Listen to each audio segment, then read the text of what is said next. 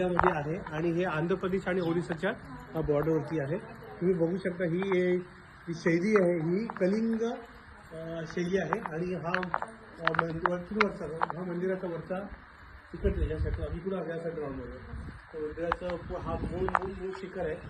जवळजवळ एक 60-70 फुटाच्या वरचा आहे। तर आता बॅक साईड दाखवलं, अति चांगल्या अवस्थेमध्ये मंदिर आहे।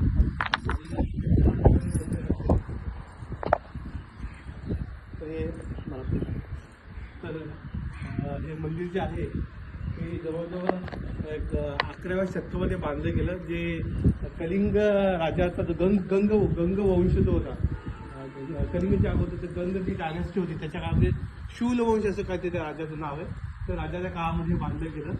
तसं ते हे जवळजवळ 1200-2000 वर्षापूर्वीचं प्राचीन मंदिर आहे आणि हा थोडासा रेड स्टोनमध्ये हा मंदिर आहे।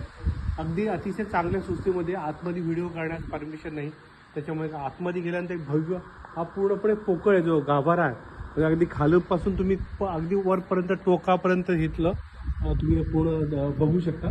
आणि हे तुम्ही आता बघू शकता इथे समोर वेगवेगळ्या देवतांच्या मूर्त्या आहेत, म्हणजे गणपती आहेत आणि नटराजाची नृत्य करताना मला वाटतं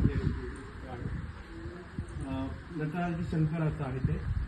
आणि हा प्रवेशद्वार आहे, वरती ते कोरीव काम केलेलं वरती आणि तिथे वेगवेगळ्या देवतांच्या मूर्त्या इथं आहेत।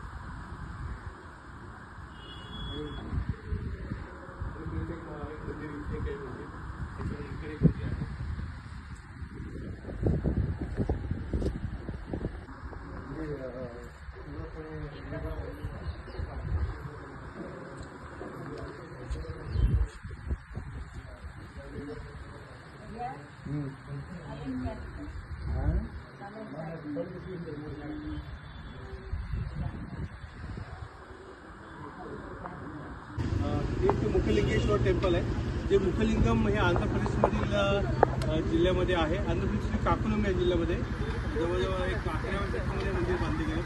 तसं ते मंदिर 2000 वर्षापूर्वीचं मंदिर आहे आणि याची जी बांधकाम आहे ते गंग राजाच्या काळामध्ये बांधले गेलं, शूलवंश राजाच्या काळामध्ये बांधले गेलं। एकदम प्राचीन असं मंदिर आहे। निश्चितपणे तुम्ही या भागामध्ये मंदिराचं गाभारा आहे, मंदिराचं दर्शन घेऊ शकता।